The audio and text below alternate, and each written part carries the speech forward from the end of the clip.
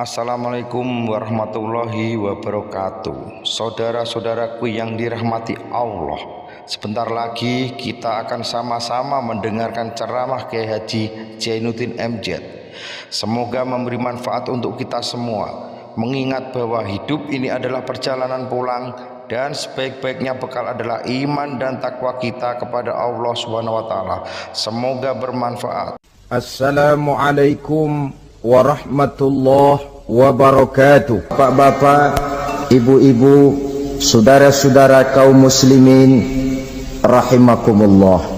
Di dalam kehidupan kita sebagai seorang muslim, minimal 5 kali dalam sehari semalam kita mendengar seruan untuk mendirikan solat yang disebut azan. Ada kalimat menarik di dalam kalimat azan itu, yakni seruan hayya 'alal falah, marilah menuju kepada keberuntungan, marilah meraih kemenangan. Seruan ini adalah kecenderungan dari setiap manusia, apapun warna kulitnya. Artinya setiap orang dalam hidup selalu ingin meraih dan mencari kemenangan. Kemenangan akan melahirkan kepuasan batin, dan kepuasan batin memberikan kebahagiaan. Sedangkan kekalahan melahirkan penderitaan batin, dan penderitaan batin menjerumuskan seseorang di dalam berbagai bentuk kerugian. Jikalau inilah seruan azan, maka masalahnya ialah apa yang menyebabkan kita meraih kemenangan. Al-Quranul Karim memberikan tuntunan dan ajaran kepada kita bahwa orang-orang yang memperoleh kemenangan itu tidak lain adalah orang-orang yang bertakwa. Hanyalah mereka yang bertakwa kepada Allah Subhanahu wa ta'ala pada akhirnya akan tampil sebagai pemenang. Lalu siapa orang yang bertakwa itu? Dijelaskan dalam awal-awal Al-Baqarah, orang yang bertakwa yang akan meraih kemenangan. Pertama, alladzina yu'minuna bil ghaib, yaitu orang-orang yang beriman kepada yang gaib, percaya bahwa ada alam yang gaib, alam yang abstrak, alam yang tidak bisa dijangkau oleh salah satu daripada panca indera kita. Mereka percaya dan beriman kepada adanya malaikat, beriman kepada adanya iblis dan jin, beriman kepada adanya alam kubur, beriman kepada adanya alam mahsyar, beriman kepada adanya alam akhirat, beriman kepada adanya surga dan neraka.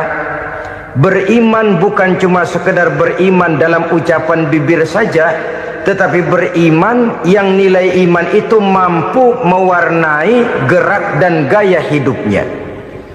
Iman yang meresap sampai ke tulang sumsum, kemudian memberikan dampak positif di dalam kehidupan manusia. Alam, kita tahu, adalah sesuatu yang selain Allah, dan Allah bukanlah alam. Apapun namanya selain daripada Allah itu adalah alam. Alam pada hakikatnya terbagi menjadi dua. Ada alam syahadah, alam nyata, alam konkret, alam yang bisa dijangkau oleh salah satu indera kita.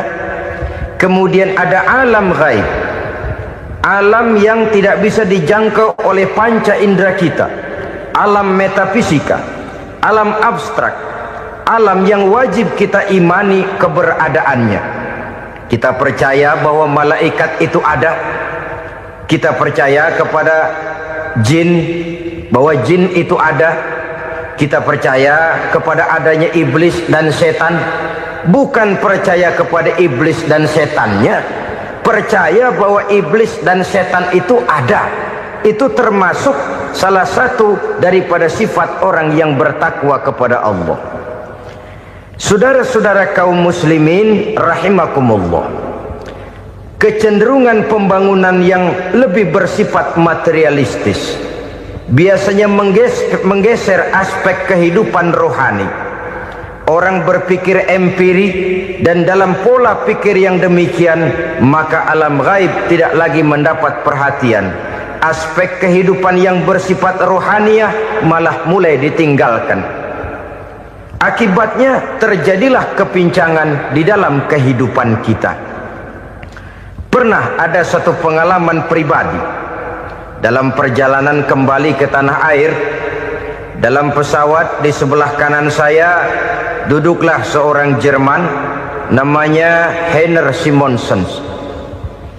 Iseng saya ajak kenalan, saya ajak ngobrol, saya tanya dia. Saya bilang, Mas Heiner ini, kalau pesawat yang kita tumpangi ini jatuh ke bawah, kira-kira apa yang bakal terjadi, Mas? Dia bilang, kita semua akan mati. Begitu? Iya. Oke. Apa itu mati? Tanya saya. Dia bilang, untuk tahu apa itu mati, kita harus tahu lebih dahulu apa itu hidup. Saya pikir nih bule bisa ngomong juga. Baiklah kata saya. Apa hidup menurut Anda itu? Oh, hidup itu dia bilang, kalau seluruh anggota badan kita bekerja secara normal, paru-paru memompa darah secara normal, jantung berdetak secara normal, sel-sel tubuh bekerja secara fit, dan organisme tubuh hanya mau bekerja secara normal, dia bilang, kalau kita memberi makan yang cukup, menu yang teratur, dan gizi yang lengkap. Saya bilang, kesimpulannya apa, Ner? Dia jawab, hidup adalah dari tangan ke mulut. Life is from the hand to the mouth, kata dia. Hidup adalah dari tangan ke mulut. Jadi masalah hidup tidak lebih daripada masalah isi perut. Orang pergi pagi, pulang sore, peras keringat, banting tulang, perut yang dibelain. Saya bilang, you are wrong. Sampean salah, Ner. Kamu orang Islam bukan? Bukan. Pantas. Kenapa saya salah? Dia bilang, ya jelas salah. Salahnya di mana? Kamu ini manusia. Kalau hidup cuma dari tangan ke mulut, saya bilang, kambing di kampung saya juga begitu pikirannya, Ner. Itu kambing di kampung saya, asal perutnya kenyang, sudah hidup dia. Perkara besok bagaimana, lusa prospeknya macam mana, bulan depan ada apa, kambing nggak pernah mikir. Di kampung saya kambing juga pikirannya begitu. Kamu Kristen ya? Tadinya. Loh kok tadinya, lalu apa sekarang kamu ini? Dia bilang, sekarang saya netral. Saya tidak beragama, tapi saya percaya kepada Tuhan sebagai pencipta alam. Saya ingat benar dia bilang, I haven't any religious, but I believe to God as the creator of the world. Kenapa bisa netral begitu, Ner? Habis saya bingung katanya. Islam bilang Islam baik, Kristen bilang Kristen baik, Hindu Buddha bilang Hindu Buddha baik, semua agama baik. Saya netral sekalian, nggak beragama. Yang penting saya percaya kepada Tuhan. Saya bilang, Ner, kamu ini kayak orang mau beli celana, lalu bingung. Yang satu bilang Levi's bagus, yang satu bilang Blue Jean hebat, yang satu bilang Wool England hebat. Celana ini hebat, celana itu bagus, celana ini hebat, semua celana bagus, kamu bingung. Akhirnya netral, tidak pakai celana. Itu juga salah. Saya pikir-pikir, kemudian saya melihat bahwa dua pola berpikir Heiner ini nampaknya sudah mulai menggejala di lingkungan masyarakat bangsa kita.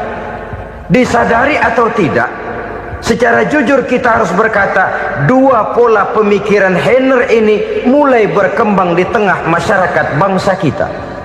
Pertama, pola pikir materialisme. Hidup adalah dari tangan ke mulut. Masalah hidup tidak lebih masalah isi perut. Itu yang perlu dibela, dan disitulah arti kehidupan. Pergi pagi, pulang sore, peras keringat, banting tulang untuk mempertahankan perut. Kalau sudah kemari cara orang berpikir, maka buat apa percaya kepada yang gaib? untuk apa sholat, untuk apa puasa, untuk apa zakat, untuk apa menghadiri majelis taklim? Tanpa kepercayaan kepada yang gaib, hidup berjalan menurut alur empiris dan materialis. Kalau sudah ke sana cara orang berpikir, biasanya orang lalu cenderung menghalalkan segala cara. Hanyalah orang yang percaya bahwa akhirat ada, hanyalah orang yang percaya bahwa alam kubur itu ada, hanyalah orang yang percaya bahwa malaikat itu ada, hidupnya akan lebih terarah dan terkendali. Karena kepercayaan kepada yang gaib, yang merupakan fase daripada kehidupan setelah hidup yang sekarang ini, mewarnai gerak pribadi seseorang di dalam dia melakukan kegiatan hidupnya. Pola berpikir materialisme, disadari atau tidak, mulai menggejala di lingkungan masyarakat bangsa kita. Hidup tidak lebih dari urusan tangan ke mulut, mulut ke tangan, tangan ke mulut. Asal perut sudah kenyang, hiduplah sudah. Perkara bagaimana prospek hari yang akan datang, bagaimana akhirat, tidak jadi persoalan. Ini yang oleh Nabi diperingatkan, ad-dunya sijnul mu'min wa jannatul kafir. Dunia adalah penjara bagi orang beriman dan surga bagi orang kafir.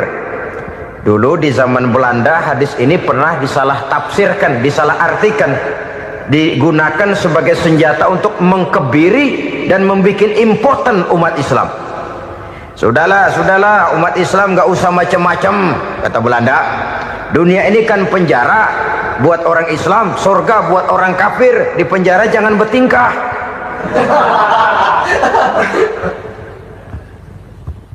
Pengertiannya tidak begitu. Dunia adalah penjara bagi orang mukmin. Artinya dalam kehidupan dunia seorang mukmin tidak bebas memperturutkan hawa nafsunya. Dipenjara hawa nafsunya. Sebaliknya surga bagi orang-orang kafir. Buat orang kafir surgalah dunia ini. Mereka bebas memperturutkan hawa nafsunya, dilarang tidak terlarang, dicegah pun tidak tercegah. Mereka hidup menurut alur bisikan nafsu mereka sendiri. Kemudian bila ajal datang, maut merenggut nyawa, selesailah surganya sampai di situ. Maka bagi orang-orang yang tidak percaya kepada adanya akhirat, kepada adanya alam gaib, surganya sebatas umurnya. Sekali lagi, surganya sebatas umurnya. Bila umur selesai, ajal pun datang merenggut nyawa, selesailah sudah surganya sampai di situ. Alangkah pendeknya perjalanan orang-orang yang tidak percaya kepada alam gaib ini. Bagi kita mukmin, jikalau kita mampu memenjarakan hawa nafsu, kita bisa bahagia di dunia ini. Dan Islam memang tidak menyuruh kita sengsara di dunia. Raih dunia, kejar dunia, gapai dunia sebagai alat untuk mencapai kebahagiaan di akhirat nanti. Hidup adalah satu perjalanan panjang yang terbentang sejak kita terlahir dari alam rahim sampai kepada alam akhirat nanti. Andai kata kita gagal meraih kebahagiaan di dunia, toh kita masih punya akhirat. Tapi jangan jadi dalil yang melemahkan semangat. Biarin dah kita di dunia kebelangsak, yang penting akhirat. Akhirnya dunia benar-benar kebelangsak. Bagaimana dunia ini bisa kita raih, dan bagaimana meraih dunia untuk menunjang kepentingan akhirat nanti. Yang kedua, dari pikiran Heiner yang saya lihat menggejala di lingkungan masyarakat bangsa kita, timbulnya manusia-manusia netral. Seolah-olah Tuhan yes, agama no. Sama Tuhan percaya, agama ogah.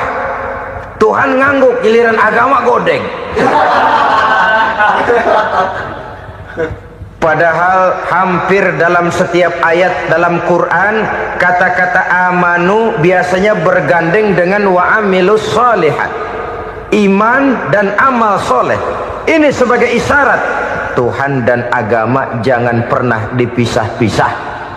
Apabila kita bertuhan, maka kita harus beragama. Apabila kita beragama, maka agama itu harus bersumberkan dari Tuhan yang kita imani itu. Tidak mungkin kita pisah, Tuhan yes, agama no. Sama Tuhan percaya tapi agama bikin sendiri. Sembayangnya cukup bengong 2 jam madep ngulon.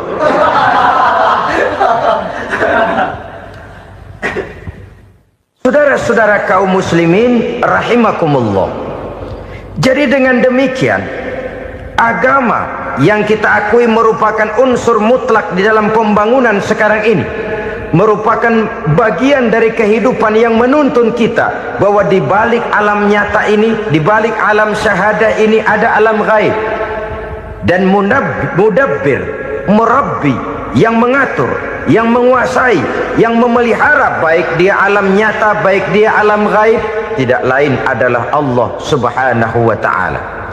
Di sana ada satu super power, satu maha kekuatan yang kita perlu bersandar kepadanya. Sebagai makhluk nyata yang hidup di alam nyata, berbuatlah secara nyata sebagaimana harusnya kita berbuat. Karena Islam jelas bukan agamanya orang pemalas. Islam jelas bukan agamanya orang yang mengajarkan setelah selesai sholat boleh duduk, nggelenggem ayam-ayam, ndelohom, menghitung bintang di langit sambil menunggu keajaiban. Tidak. Islam adalah agama yang mengajarkan apabila sholat sudah selesai kamu kerjakan, bertebaranlah di permukaan bumi, cari karunia Tuhanmu. Jangan hidup berpangku tangan menunggu keajaiban, karena hidup bukan undian. Jangan berharap untung besar tanpa mau peras keringat. Tapi di sebalik itu toh kita juga harus yakin bahwa di sisi usaha nyata yang kita lakukan ada satu super power, satu maha kekuatan gaib yang menentukan berhasil dan tidaknya usaha kita. Kepercayaan kepada hal semacam inilah yang mendorong kita untuk mempunyai sandaran vertikal, agar jikalau usaha ini berhasil, kita tidak lupa diri dan lupa daratan. Jikalau usaha ini gagal, kita tidak putus asa dan buruk sangka, tidak cupik pandangan dan sempit hati, tapi mampu melihat persoalan dengan kacamata putih sambil husnuzon kepada Allah Subhanahu wa ta'ala. Kita percaya malaikat itu ada yang namanya raqib dan atid, mengawasi gerak hidup kita sampai kepada gerak hati kita.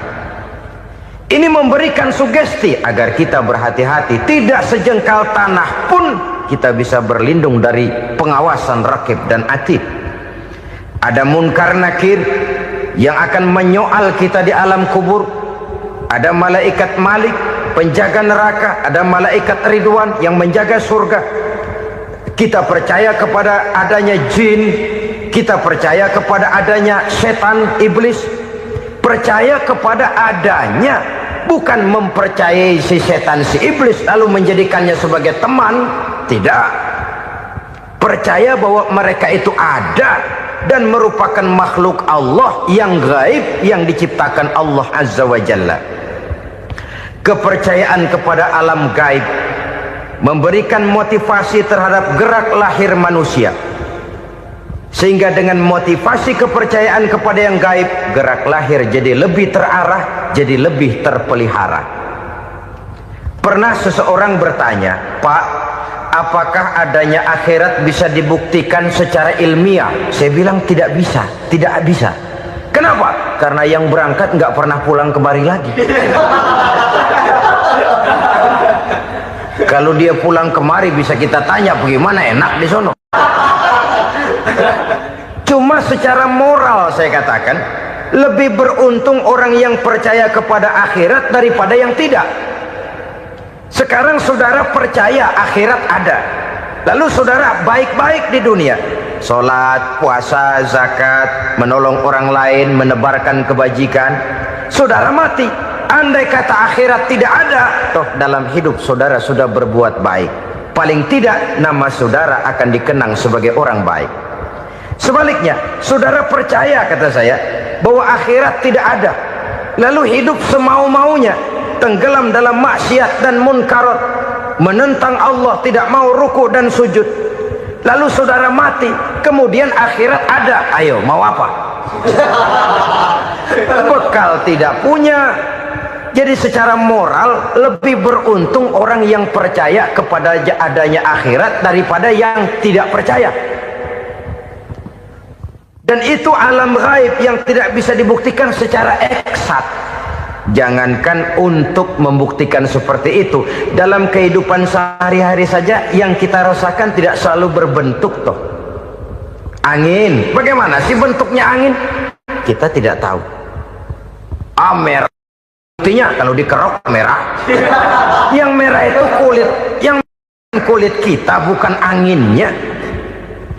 Sakit, rasa sakit itu ada, tapi bagaimana bentuk sakit kita nggak pernah tahu. Kalau kita makan cabai pedas, bagaimana bentuk pedas itu tidak ada, tapi rasa ada. Bentuk pedas hijau, cabenya bukan pedasnya. Tidak semua yang kita rasakan bisa kita gambarkan dalam bentuk yang konkret. Oleh karena itu, sekali lagi bahwa kepercayaan kepada alam yang gaib mampu memberikan satu sugesti yang menata kehidupan seseorang lebih lurus, lebih terarah, dan lebih terkendali. Maka wajar kalau kepercayaan kepada yang gaib mengantarkan seseorang untuk meraih kemenangan. Kenapa? Dia percaya kepada yang gaib, bahwa akhirat ada, bahwa alam kubur ada, bahwa pertanggungan jawab itu ada. Maka dia lalu tidak hidup saenae udele dewe, gitu loh. Tidak hidup menurut seleranya sendiri, terarah, teratur. Ini cirinya yang pertama. Orang bertakwa yang akan meraih kemenangan, mereka beriman, mereka percaya kepada yang gaib. Bahkan hal-hal konkret saja selalu berangkat dari yang gaib. Saudara-saudara, para remaja, para pemuda sekarang ini tidak pernah tahu toh siapa yang akan jadi teman hidup saudara. Kita bisa saja ngerancang, mentargetkan, tapi toh akhirnya yang namanya jodoh bukan kekuasaan kita. Rezeki di luar kemampuan kita. Begitu juga ajal, maut, jodoh, ajal adalah contoh-contoh konkret bahwa pada akhirnya yang gaiblah yang menentukan. Bertahun-tahun ngelancong, emang jodoh seret nggak jadi.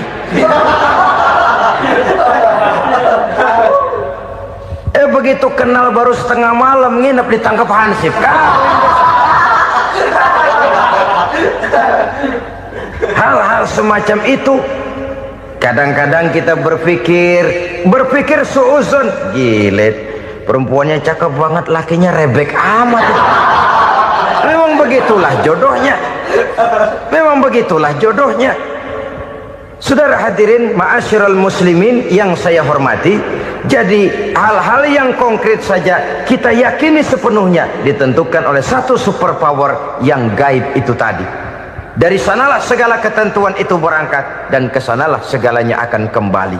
Maka kepercayaan kepada yang gaib meluruskan gerak hidup seseorang dan itu akan mengantarkan dia kepada meraih kemenangan. Satu. Yang kedua, wa yuqimuna shalah. Orang bertakwa yang akan meraih kemenangan itu adalah orang-orang yang mendirikan sholat. Kenapa sholat mengantarkan orang untuk meraih kemenangan? Yang jelas, inna sholata tanha anil fahsya'i wal munkar. Sholat mampu mencegah manusia dari perbuatan keji dan munkar. Banyak filsafat hidup yang terkandung di dalam sholat ini. Sejak kita wudhu sampai kita menghadap ke arah kiblat, sampai kita melakukan gerak-gerak sholat, bacaan-bacaan yang ada di dalam sholat, lalu sampai kepada mengucapkan salam. Banyak filsafat hidup yang terkandung di dalam sholat. Umpamanya saja, setelah takbiratul ihram mulai kita dengan sholat dalam posisi berdiri, diajarkan dalam kitab-kitab fikih agar kita melihat ke arah tempat sujud. Ini kan filsafat kehidupan. Kalau kamu sholat dalam posisi berdiri, lihat tempat sujud. Jangan sholat mata jelalatan, sebab nanti bisa mengurangi kekhusyuan. Jadi wajar kalau yang dikatakan bahwa yang paling afdol adalah shaf yang di depan. Kenapa? Secara harfiah pengertiannya akan lebih mengundang kekhusyuan. Kenapa? Kalau kita di shaf paling depan di masjid umpamanya paling banter kita lihat tembok. Tapi kalau kita soft di tengah atau di belakang, orang-orang di depan kita pun akan kelihatan. Yang bajunya loreng, yang bajunya genggang, yang bajunya macam-macam. Kita lihat, kadang-kadang kita pikirin, ada yang bajunya bolong. Kita sholat tapi dalam hati, nih orang bajunya robek, yang nggak tahu apa. Ada saja hal-hal yang mengusik kekhusyuan kita. Oleh sebab itu diajarkan dalam posisi berdiri, lihat, arahkan pandangan matamu kepada tempat sujud. Ini kan filsafat kehidupan. Maksudnya apa? Kalau lagi diri, lihat dong tempat sujud. Kalau udah di atas, ingat dong sama yang bawah. Kalau sudah tinggi, ingat dong dari mana kamu berangkat.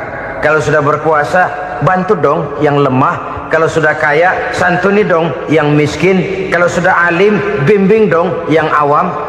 Ini filsafat kehidupan. Dalam posisi berdiri, kau lihat tempat sujud. Ini akan melahirkan kepekaan sosial, di mana seseorang mau tahu kepada orang lainnya. Bagaimanapun kaya kita, tinggi pangkat dan jabatan kita, jikalau hidup hanya untuk kepentingan perut sendiri saja, rasanya belum membawa manfaat di dalam kehidupan kita. Tapi efek yang tertinggi sesungguhnya, solat mencegah manusia dari perbuatan keji dan munkar. Perbuatan keji dan munkar, walaupun kelihatannya mendatangkan uang, membawa keuntungan, tapi itu keuntungan semu, keuntungan sementara. Dengan menipu orang lain kita bisa dapat untung, tapi tidak membawa berkah. Dan itu adalah kerugian besar dalam kehidupan kita. Maka untuk meraih kemenangan, harus dimulai dengan membentuk kepribadian yang tegar, memiliki sandaran vertikal yang langsung kepada Allah Subhanahu wa ta'ala. Dan itu hanya bisa kita tempuh melalui jalur ibadah formal yang sudah ditentukan Allah, yakni solat yang 5 waktu. Untuk memperkuat itu, ada solat-solat sunnah, rawatib, nawafil, sebagai terminal-terminal kontrol cadangan untuk memelihara stabilitas temperatur batin di dalam kita berhubungan dengan zat yang maha gaib, yaitu Allah Subhanahu wa ta'ala. Orang sering bertanya, Pak, itu tetangga saya nggak sholat, duitnya nggak habis-habis, Pak. Nggak sholat tapi mobilnya tambah terus. Nggak sholat tapi usahanya makin maju. Tapi di sisi lain ada orang yang rajin sholat, rezekinya butak bener. Anaknya mana kurus, mana korengan. Saudara hadirin ma'asyiral muslimin rahimakumullah, harus saya katakan bahwa solat memang bukan untuk cari duit. Solat adalah sandaran vertikal kita kepada Allah. Sedangkan soal rezeki itu berkaitan dengan sifat Allah maha pengasih dan maha penyayang. Allah maha pengasih, siapapun dikasih kalau mau usaha. Allah maha penyayang, tidak semua orang disayang oleh Allah Azza wa Jalla. Dan belum tentu banyak harta itu merupakan nikmat. Mungkin juga istidraj. Artinya istidraj itu dikasih tapi diambulin, kalau bahasa Betawinya itu. Dikasih tapi diambulin, itu bukan merupakan nikmat sesungguhnya, lebih merupakan azab dari Allah Subhanahu wa ta'ala.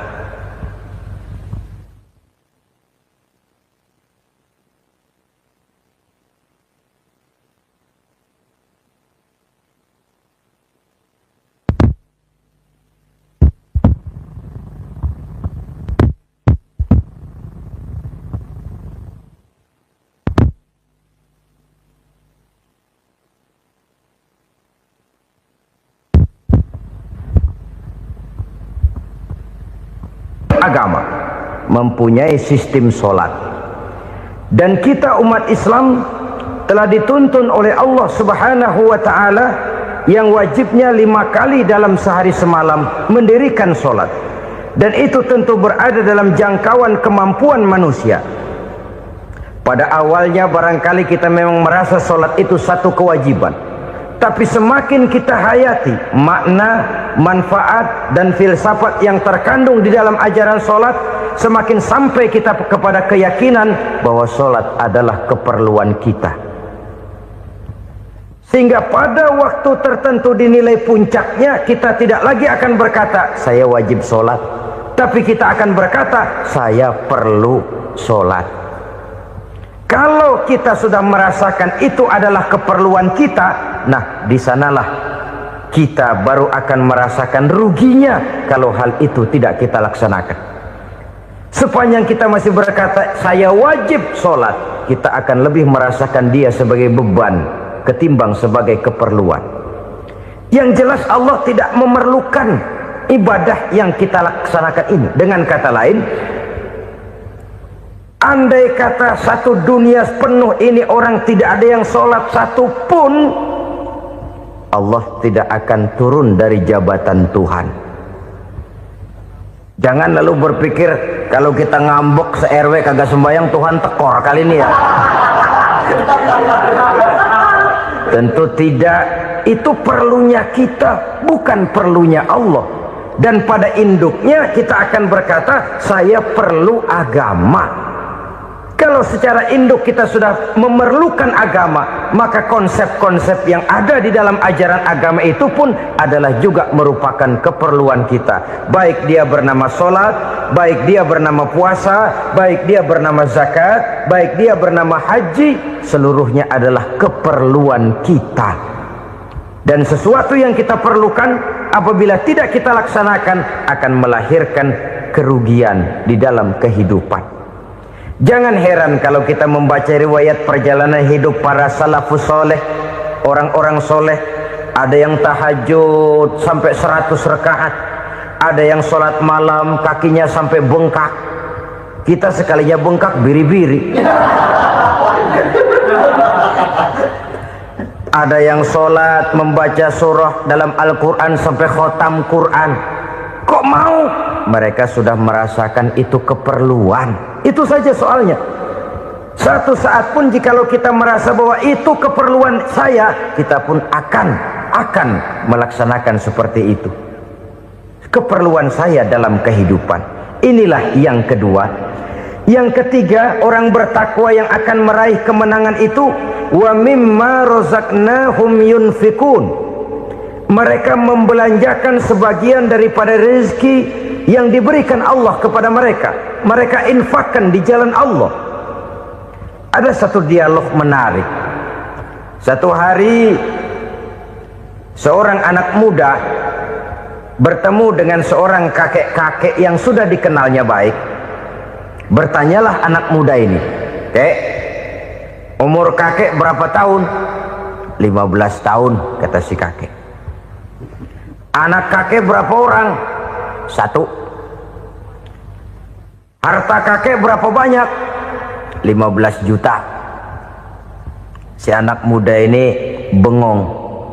Lalu protes, "Kok kakek bohongin saya?" "Kenapa?" "Saya tahu umur kakek 70 tahun. Kenapa ngaku 15? Saya tahu anak kakek 5.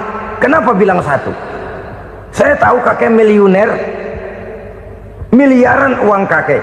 Kenapa ngaku cuma 15 juta? Begini, kata si kakek tadi.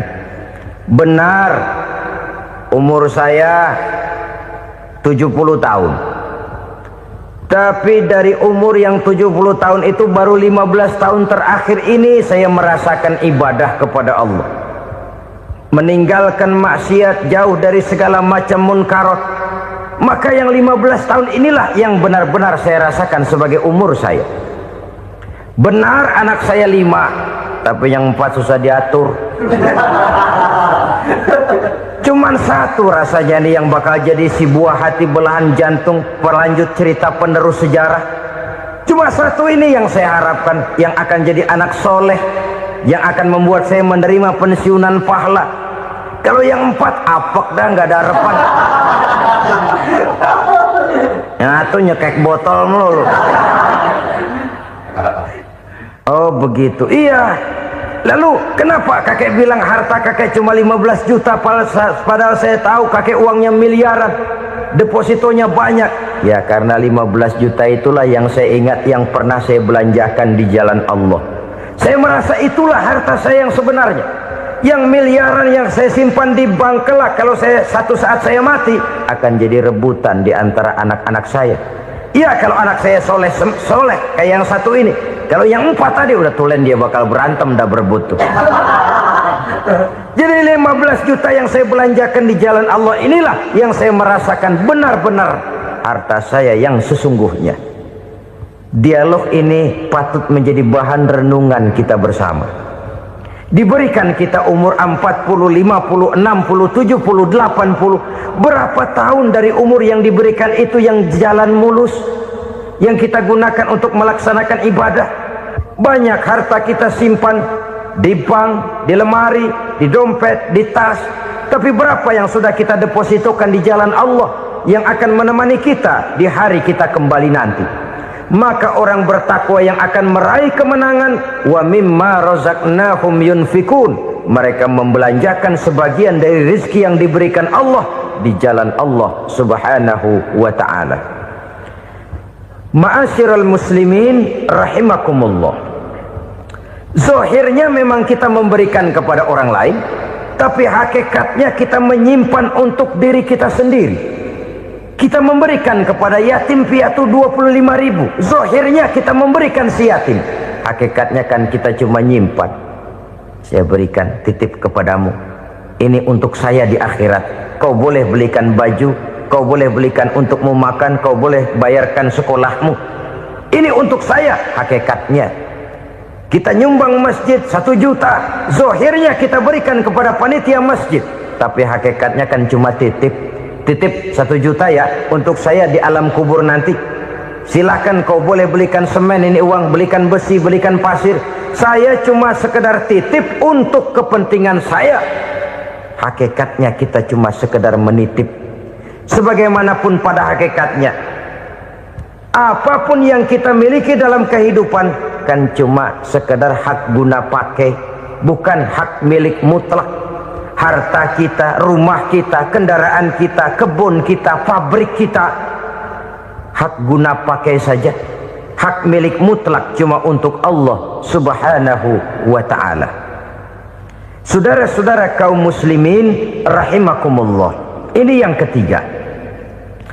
Kemudian yang keempat, orang-orang bertakwa yang akan meraih kemenangan, allazina yu'minuna bima unzila ilaika, mereka yang beriman, mereka yang percaya kepada apa yang telah diturunkan kepadamu Muhammad, ay Al-Quran, yakni Al-Quranul Karim. Setelah percaya kepada yang gaib, mendirikan solat, kemudian menginfakkan sebagian dari rezeki yang diberikan Allah, mereka juga lalu percaya kepada yang diturunkan terhadap Nabi, yaitu tidak lain Al-Quranul Karim. Sekali lagi di sini, percaya bukan hanya sekedar percaya saja, tetapi percaya lalu menjadikan Al-Quran itu sebagai pedoman hidup. Sebab memang Al-Quran itu adalah GBHM, garis-garis besar haluan muslim. Apa yang harus kita lakukan, apa yang harus tidak kita lakukan, bagaimana mestinya kita bertingkah laku dan berbuat, seluruhnya tercantum di dalam Al-Quranul Karim. Itu sebabnya ketika satu hari Aisyah ditanya bagaimana akhlak Rasul, beliau menjawab, kana Rasulullah sallallahu alaihi wasallam khuluquhul Quran. Akhlak daripada Rasulullah tidak lain adalah Al-Quran. Jawaban simpel ini memberikan gambaran bahwa keseluruhan daripada konsepsi Quran sudah diterjemahkan dalam kehidupan Rasulullah sallallahu alaihi wasallam. Karena kita tahu akhlak adalah keseluruhan dari gerak hidup manusia, sejak ia berpribadi, berumah tangga, bertetangga, bermasyarakat, sampai kepada berbangsa dan bernegara. Al-Quran tetap memberikan sentuhan nilainya. Oleh karenanya, orang-orang yang bertakwa adalah orang-orang yang menjadikan Al-Quran sebagai pedoman dalam kehidupannya. Dan kita yakini Al-Quran diturunkan kepada Nabi Muhammad bukan merupakan produk Nabi Muhammad. Isi dan redaksinya langsung dari Allah Subhanahu wa ta'ala. Kemudian cirinya yang kelima, orang bertakwa yang akan meraih kemenangan itu, wa ma unzila min qablika. Tidak hanya sekedar percaya kepada yang diturunkan terhadap Nabi Muhammad yaitu Al-Quran, mereka juga percaya kepada apa yang pernah diturunkan kepada para nabi, kepada para rasul sebelum Nabi Muhammad. Percaya kepada adanya suhuf, percaya kepada adanya Taurat, percaya kepada adanya Injil, percaya bahwa Allah dahulunya sudah menurunkan Taurat kepada Musa, percaya bahwa Allah sudah menurunkan Injil kepada Isa, percaya Injil ada, Taurat ada, diturunkan Allah untuk Isa dan Musa, tetapi tidak wajib mengamalkannya karena kita sudah diberikan Al-Quranul Karim. Ini yang perlu saya garis bawahi. Kita percaya Allah telah menurunkan Injil dahulu kepada Isa. Kita percaya bahwa Allah telah menurunkan Taurat dahulunya kepada Nabi Musa. Kadang-kadang ini dijadikan dalih, dikacaukan pengertiannya. Quran saja mengajarkan bahwa orang yang bertakwa harus percaya kepada Injil, maka pakailah Injil. Apalagi kalau ayat sebelumnya ditilap, dihapus, dihilangkan, Injilnya yang ditekankan, maka akan terjadilah penekanan yang salah arah. Karena salah arah akhirnya bisa merusak dan menghancurkan akidah. Ketika Rasul suatu saat pernah ditanya orang, "Ya Rasul, bagaimana sikap kita sebagai muslim terhadap Injil yang ada sekarang?" Beliau menjawab, "La tukadzibuhu jami'an wa la tusaddiquhu jami'an." Jangan didustakan seluruhnya, jangan juga dibenarkan semuanya. Artinya, ini sudah merupakan gambaran dari Rasul bahwa dalam Injil yang ada sekarang masih ada ajaran-ajaran tauhid yang dibawa oleh Nabi Isa dan diajarkan kepada umatnya. Tapi juga dalam Injil yang sekarang ini sudah terkena intervensi dan investasi manusiawi. Karena itu Rasul menyimpulkan, la tukadzibuhu jami'an wa la tusaddiquhu jami'an. Jangan didustakan semua, jangan dibenarkan seluruhnya. Kita memang percaya Allah telah menurunkan Injil kepada Nabi Isa dulu, tapi kita tidak wajib mengamalkan Injil. Kita percaya Allah telah menurunkan Taurat kepada Nabi Musa, tapi kita tidak wajib mengamalkan kitab ajaran Taurat. Yang wajib kita percayai dan kita amalkan hanyalah Al-Quranul Karim. Kenapa? Oleh karena baik yang ada di dalam Taurat, baik yang ada di dalam Injil, tentu tercakup di dalam Al-Quran sebagai kitab terakhir yang diturunkan oleh Allah Subhanahu wa ta'ala. Dan itu wajar. Kalau seorang pejabat mau mengeluarkan satu keputusan baru, tentu dia harus meninjau keputusan-keputusan lama. Andai kata dianggap tidak berlaku, dianggap tidak relevan lagi, maka keputusan-keputusan lama itu tentu sudah dianggap tidak berlaku. Sebagian daripada aturan-aturan dalam keputusan lama yang masih dianggap relevan tercantum dalam keputusan baru yang wajib diamalkan. Begitulah hubungannya antara Al-Quran, Taurat, Zabur, dan Injil. 4 kitab samawi yang diturunkan Allah masing-masing kepada Zabur untuk Nabi Daud, Taurat untuk Nabi Musa, dan Injil untuk Nabi Isa alaihi wassalatu wassalam. Ketiga-tiga kitab itu kita percayai adanya. Kita yakini Allah telah menurunkan Zabur, Taurat, dan Injil, tapi kita tidak wajib mengamalkannya. Yang wajib kita mengamalkannya sekarang ini tidak lain hanyalah Al-Quranul Karim saja, karena ia mencakup apa yang ada di dalam Zabur, apa yang ada di dalam Taurat, dan apa yang ada di dalam Injil.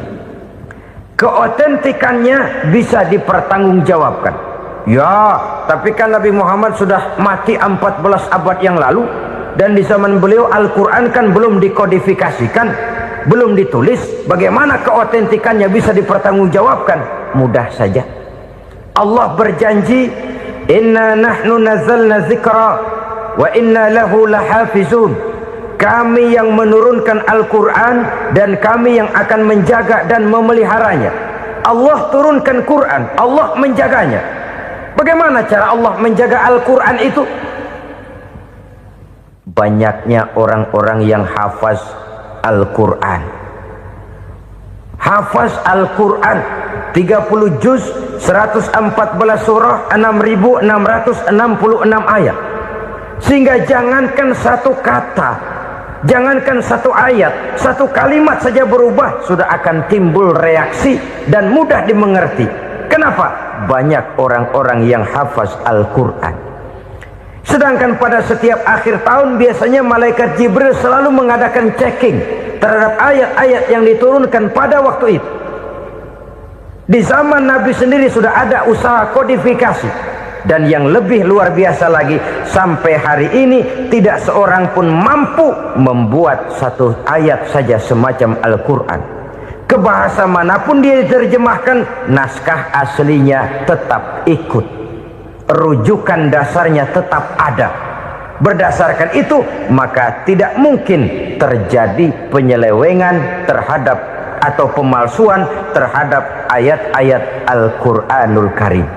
Kesuciannya, keotentikannya, kemurniannya bisa dipertanggungjawabkan. Ma'asyiral muslimin rahimakumullah. Oleh karenanya, konsepsi dasar daripada ajaran Islam ini memang tidak lain adalah Al-Quran dan Sunnah. Isi daripada agama Islam yang merupakan iman, Islam dan ihsan, konsepsi dasarnya tidak lain adalah Al-Quran dan Sunnah Rasulullah Sallallahu Alaihi Wasallam. Maka yang kita perlukan sekarang ini adalah terjemahan Al-Quran di dalam kehidupan kita. Dengan demikian, maka gaya kehidupan yang lebih Qurani itulah yang kita dambakan. Kita perlu memang terjemahan Quran dalam bahasa Inggris, dalam bahasa Belanda, dalam bahasa Jepang, tapi yang lebih kita perlukan adalah terjemahan Quran di dalam kehidupan kita. Konsekuen, tidak memanipulasi, ringan sama kita jinjing, berat sama kita pikul. Jangan kalau lempengan ayat Quran tuh kira-kira enak diamalin, keras teriakan kita. Giliran kira-kira ayat Quran itu mukul kepala kita sendiri, diam kita. Itu ciri yang pernah disindir Allah dalam awal-awal Baqarah juga. Ciri beragamanya orang yang munafik. Kullama adha'a lahum masyawfi, kata Allah, wa iza azlama alaihim qamu. Apabila terang mereka jalan, apabila gelap mereka berhenti. Artinya, kalau kira-kira di Islam nguntungin, rame-rame pada teriak Islam. Tapi ketika diminta untuk berjuang, ketika dituntut untuk berkorban, rame-rame mengundurkan diri. Nasib agama tidak ubahnya seperti daun pisang yang dikait orang di tepi jalan lantaran tak berpayung di ketika hari hujan. Manakala hujan usailah sudah, daun itu pun dicampakkan di tepi jalan, diinjak pula orang nan lalu. Artinya, orang menjadikan agama cuma sebagai lipstick, decoration only, tidak konsekuen. Hanya pada saat-saat kelihatannya Islam membawa keuntungan, rame-rame orang teriak-teriak tentang Islam. Tapi jikalau diminta berjuang, jikalau dituntut untuk berkorban, biasanya rame-rame juga mengundurkan diri. Jangan heran kalau mayoritas hitungan kita, tapi minoritas peranan kita.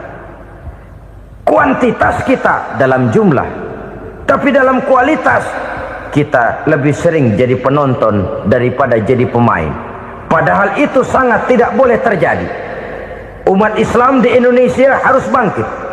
Umat Islam di Indonesia harus sadar akan keberadaannya. Tidak boleh hanya jadi penonton berpangku tangan. Karena memang agama kita juga mengajarkan untuk konsekuen di dalam menjabarkan ajaran-ajaran daripada agama kita. Kita sering jatuh menjadi umat yang lemah oleh karena kita ini tidak pandai menggalang kebersamaan yang diakibatkan tidak konsekuennya kita. Diistilahkan bahwa umat Islam di dalam menggalang kebersamaannya itu harus seperti orang main sepak bola. Saudara-saudara kan tahu orang main sepak bola itu. Orang main sepak bola, kalau pertandingan belum dimulai sih silakan saja kumpul di luar lapangan, atur strategi yang baik. Tapi kalau pertandingan sudah dimulai, turun ke lapangan hijau, jangan kumpul terus. Ada sepak bola gotong royong, mundur-mundur rame-rame, depan ke depan kumpul melulu mainnya. Kalah. Orang main sepak bola itu ya harus ada penyerang tengah, harus ada penjaga gawang, harus ada strikernya, harus ada kiri luarnya, kanan dalamnya yang jadi backnya. Posisi boleh bermacam-macam, tapi yang penting saling ngoper untuk menggolkan gawang lawan. Begitulah umat Islam ini. Boleh ada yang jadi pejabat, boleh ada yang jadi pengusaha, boleh ada yang jadi petani, silakan ada yang jadi seniman, ada yang jadi penyair, ada yang jadi artis sekalipun. Tapi kalau sudah berhasil menguasai bola, jangan lupa operannya. Operan itu yang langka. Kita ini muslim kadang-kadang kalau sudah memegang menguasai bola, kalau belum mau mampus, belum mau ngoper. Nanti kalau sudah nggak punya bola, baru mau ngoper. Kalau sudah dengar-dengar mau dekat pensiun, baru mau jihad, baru mau berjuang, baru mau ngurus pesantren. Tanda tangan sudah tidak laku, memo sudah tidak dihargai, baru mau berjuang. Kemarin kemana mas? Kita tidak pandai memanfaatkan posisi. Dengan kata lain, kalau kembali kepada persoalan kita, konsekuensi kita terhadap agama yang kita anut ini belum ideal. Kita masih lebih sering berislam ini pada saat-saat yang menurut perhitungan kita membawa keuntungan. Tapi kalau diminta berjuang, dituntut berkorban, yang itu pun hakikatnya adalah untuk kepentingan kita juga. Allah tidak pernah menuntut kita untuk jihad bagi kepentingan Allah, itu tidak. Berjuang menegakkan agama Allah, apakah untuk kepentingan Allah? Tidak. Untuk kepentingan kita. Sebab nilai-nilai jihad itu pada akhirnya akan membawa kita kepada suatu kebahagiaan. Setidaknya kalau tidak di dunia, tentu di akhirat sebagai syahid. Oleh karena itu, pada bagian akhir ini saya ingin mengajak, marilah kita konsekuen. Sekali kita berkitabkan Al-Quranul Karim, mari dia kita jadikan pedoman. Jangan cuma kita jadikan sebagai penghias dinding, pelengkap rumah, bahwa di rumah kita ada Al-Quran, tapi yang baca kecoa. Habis pada bolong tuh Quran. Yang penting kan punya Quran. Ditaruh di pintu rumah, biar apa? Biar kuntilanak kagak masuk katanya. Ya apa itu nasib Quran, cuma kerjanya jaga pintu, ngusir kuntilanak, ngusir memedi. Bagaimana kita hidup menurut tuntunan Al-Quran? Kadang-kadang tidak pernah menjadi masalah bagi kita. Maka bagaimanakah Al-Quran akan mungkin membawa keberkahan dalam hidup kalau ajarannya kita injak-injak dalam keseharian kita? Mewujudkan gaya hidup yang lebih Qurani, itulah yang akan kita rintis di dalam kehidupan kita, bertahap, step by step, menurut kemampuan yang ada pada kita. Jika jalan ini tidak bisa kita selesaikan, percayalah akan ada generasi penerus yang akan melanjutkan usaha dan cita-cita mulia itu. Jadi percaya kepada Taurat, percaya kepada Injil, sekedar percaya Allah dahulunya sudah menurunkan itu, tapi kita tidak wajib mengamalkannya. Kenapa? Generasi Injil masa berlakunya sudah kedaluarsa. Taurat masa berlakunya sudah kedaluarsa. Injil pernah berlaku untuk orang Nasrani di zaman Nabi Isa. Taurat pernah berlaku untuk orang Yahudi di zaman Nabi Musa. Setelah generasinya berlalu, datang Rasul penutup yang membawa Al-Quranul Karim. Maka Al-Quran itulah yang berlaku menjadi pedoman sampai hari akhir nanti. Jangan jauh dari Al-Quran, karena apabila ini kita lakukan, maka kita akan kembali kepada satu gaya hidup yang jauh dari tuntunan agama, dan itu artinya kita akan semakin jauh untuk meraih kemenangan. Saudara-saudara kaum muslimin rahimakumullah, Yang keenam, yang terakhir, orang-orang bertakwa yang akan meraih kemenangan itu wabil akhirati hum yuqinun. Mereka percaya, mereka yakin seyakin-yakinnya akan adanya hari akhir, di mana seseorang akan mempertanggungjawabkan seluruh perbuatannya di dalam hidup ini. Dan tidak ada satu perbuatan yang bagaimana kecilnya sekalipun yang tersembunyi dalam pandangan manusia yang tidak akan dibukakan persoalannya di mahkamah Qadi Rabbul Jalil di akhirat nanti. Itulah sebabnya maka percaya kepada akhirat disebut secara khusus. Padahal di awal tadi sudah dijelaskan yu'minuna bil ghaib, percaya kepada alam gaib, dan alam gaib ini termasuk akhirat. Kenapa pada bagian akhir disebut lagi akhirat? Karena ternyata bahwa kepercayaan kepada adanya akhirat merupakan induk dari kepercayaan terhadap adanya malaikat, setan, jin, dan lain sebagainya, dan akan lebih memberikan sugesti dalam kehidupan manusia untuk meluruskan gerak hidupnya. Jikalau satu saat tergerak hati akan berbuat kejahatan, ingin mencuri, sadarlah, awas ada akhirat. Sebab kalau kita cuma teriak awas ada polisi, itu cuma tertunda sementara, begitu polisi meleng embat. Kalau kita ingin berbuat jahat cuma berteriak awas ada hansip, cuma sementara ketika hansip itu ada. Tapi kalau ceritanya awas ada akhirat, mau menyeleweng awas ada akhirat, mau berjudi awas ada akhirat, mau mencuri awas ada akhirat. Keyakinan yang akan meluruskan gerak hidup manusia sehingga gerak itu jadi lebih terarah dan terkontrol, tidak merugikan baik diri sendiri, lebih-lebih orang lain. Ternyata bahwa kepercayaan kepadanya adanya hari akhirat sanggup menjadi sumber daya kontrol dari kehidupan manusia, sehingga ia tidak terjebak dalam perbuatan maksiat dan munkarat. Saudara-saudara kaum muslimin, inilah saja yang kita bicarakan pada pertemuan kali ini. Semoga Allah subhanahu wa ta'ala memberikan kekuatan zahir dan batin kepada kita untuk dapat meraih kemenangan dengan beriman kepada yang gaib, mendirikan solat, membelanjakan sebagian dari rezeki yang diberikan Allah, percaya kepada Al-Quran, beriman kepada kitab-kitab yang diturunkan sebelum Al-Quran, lalu meyakini adanya hari akhirat. Terima kasih atas segala perhatian, mohon maaf atas segala kekurangan.